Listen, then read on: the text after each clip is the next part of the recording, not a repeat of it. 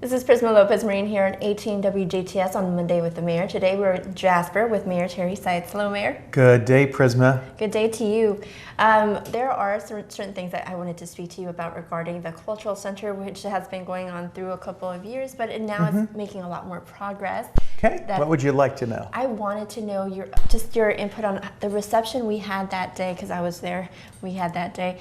And so the reception of the people who, of the public who spoke regarding questions, and then how that flowed through what the presentation was about. Well, you're referring to the most recent presentation of really the schematic design and the floor plans for the proposed Jasper Cultural Center, and it was a very strong public meeting, a very good reaction from that. It was a joint meeting of the Arts and Parks, Arts and Library boards, but ultimately a good public attendance as well.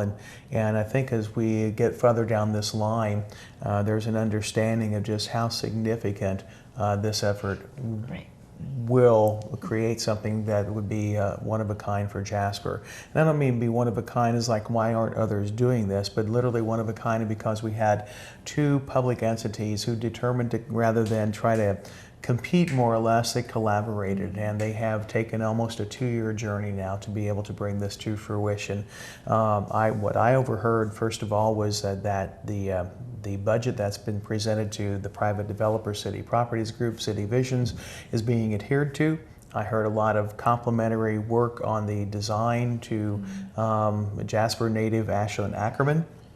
And I think that's just tremendous. And I think we have a really good understanding that this is a very special project and literally is a recruiting tool. It is a destination, and it's something that is not just for Jasper now, but for Jasper and the greater area that will go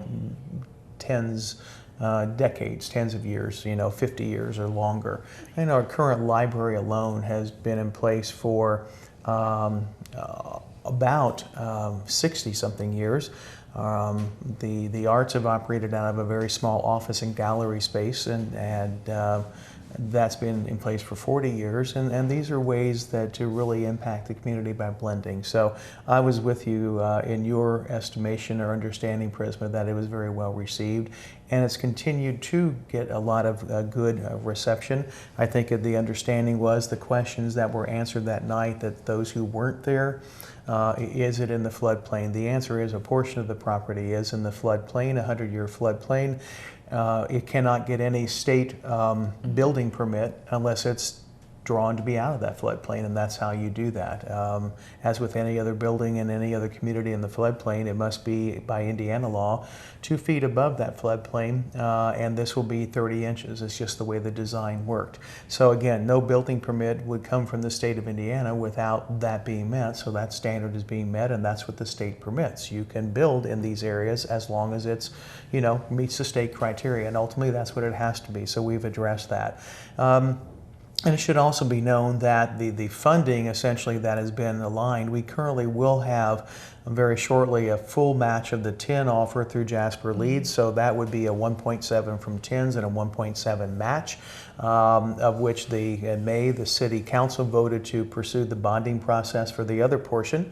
We have the state tax credits that would come upon development of this as well, and that's $3.5 million. So ultimately, there's approximately $10 million that essentially is aligned. The only thing left would be the referendum part of the library. And the library, through the Jasper Leads program, would hope to be able to reduce their amount somewhat that they would borrow, because they would have some private sector funding of that through that work of Jasper Leads. And I've seen the support from the community as you go around your business. I do see some posted things supporting the leads, which is one of the funding areas. What we've learned is that of individuals and or businesses who have provided funding to leads is what else can we do? And there's a lot of events coming up to be able to either have more public questions and answers of the Cultural Center. You'll see a lot more investment, I think, and there are companies that are wanting to share with their employees about why they are supporting it. And we have people that have signs in their yards that actually are supporters. And rather than, these are companies and individuals who are going to be impacted like anyone else because of the referendum, but they're in favor because of what actually could be done, that this is actually a destination for all socioeconomic levels, any citizen, any guest, Doesn't matter how much they earn, or whether they're working or not, or whether they're interested in using the library for a job. That is going to be a very broad reach. It's going to be 12 months out of the year. We have invested very well in athletic places and we relish them, but ultimately now this is a place where people could be all year long, and that is essentially a public entity, and that's going to be wonderful too. And I think I like what one company told us, that they see this as a first investment of its kind in what they call third space. Mm-hmm. It's not work, it's not home, it's a place that you can actually settle in and essentially be involved and be engaged, and you are going to be around the ability to do research, around the ability to critically think and think freely, and they see this as really being someone that is a very good method of attracting talent to the community of any kind. Yeah, speaking of talent, I did speak with Ashlyn Ackerman, architecture Ashlyn Ackerman, and she did touched on the ability of bringing this as a destination place and how that can apply to future generations that are graduating or that are coming back and making this their destination. Right, thank you, and we hope that's the case. We also like the idea of the potential for private development that could include housing on the site, which would be market rate apartments, and that would be, again, like almost a 24/7 environment there, to where they would be close and be able to kind of enjoy basically being in that type of community. And we've heard a lot of good feedback. Ultimately, again, that is a private development. But to have a private entity interested in having a tax-paying entity tied into the library and arts, that's a wonderful thing. So we know that it's not something that we're demanding, but we also know that we open that door up to say, would this possibly fit? And if it does, it does. If it doesn't, it doesn't. But ultimately, that I think would be a great asset, and I'm glad they've reviewed it to this point. Mm-hmm. I do agree with that, and more looking towards the arts, there is something coming up this week that is an open house for a mural that's going to be a community mural. It's a paint by number, almost. There's the Jasper Arts Department has been working for quite a number of times with different locations of a mural in the downtown. So that site's been selected. The artist is there working this week. And on Wednesday night from 5 to 7, it's actually going to be some possibility for you, the public, to be able to help paint on this. I'm not sure exactly how it works. If I was the artist, I would be very nervous about putting a brush in the mayor's hands. You know, I can have trouble enough with trim and painting on walls, let alone to paint for purpose. But it is a 5 to 7, and it's at 408 South Main in the outside building. It's basically two things. It is the outside portion of the new restaurant called Brew. It's also the wall that's right there in the beer garden for Strassenfest. So it might be easier to understand where that painting's taking place. So it's open to the public. We have another meeting too this week. We have had a group of citizens and city staff members, as well as council members, who have been working on a very significant ordinance in the city of Jasper. We currently have a zoning ordinance, and we have a separate ordinance for subdivision development.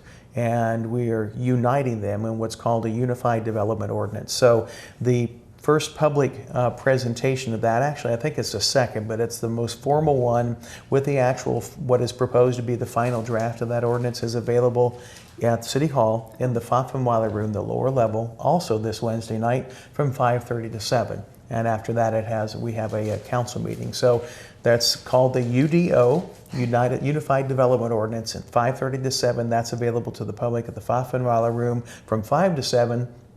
This Wednesday night will be more or less the mural public painting project, and there's some additional things related to that. But you can kind of watch it this week. I think it's going to be a great week weather-wise for that painting to take place, and I think most of it has been shared publicly, of kind of its unzipping a view of the world. That is definitely very accurate of the interpretation for that specific. And I love the idea of bringing more art in terms of with the mural that we have over at Newton Street and 6th Street, and then also this new one that's going to be in a building. They were two different things. The original mural that was downtown was a project and privately done by the German Club. They did the original, and they have moved forward and constructed this one.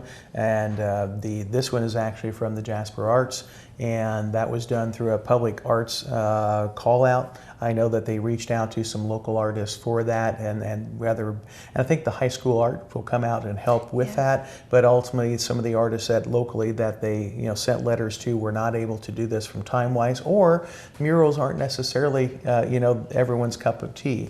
So we did have a public reach out for that. And this is the artist that was selected. I encourage people to come down and engage her and see how it goes.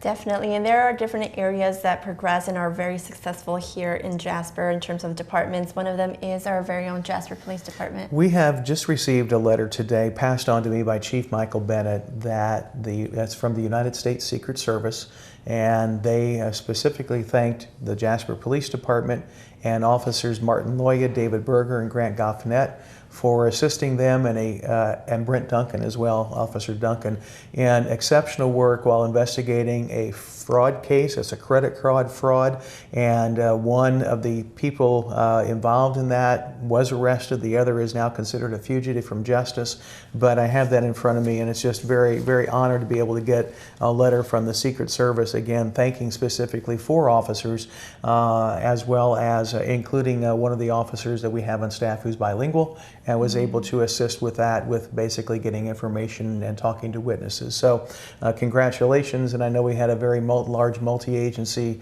effort last weekend with a stolen truck between 2 states and several agencies, and I just want to give a shout out to our Jasper Police Department, Chief Michael Bennett and Assistant Chief Nathan Schmidt on running a great department.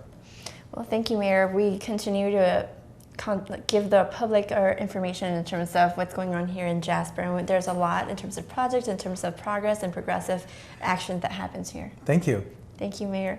And thank you for joining us here on 18 WJTS. I'm Prisma Lopez-Marin on Monday with the Mayor.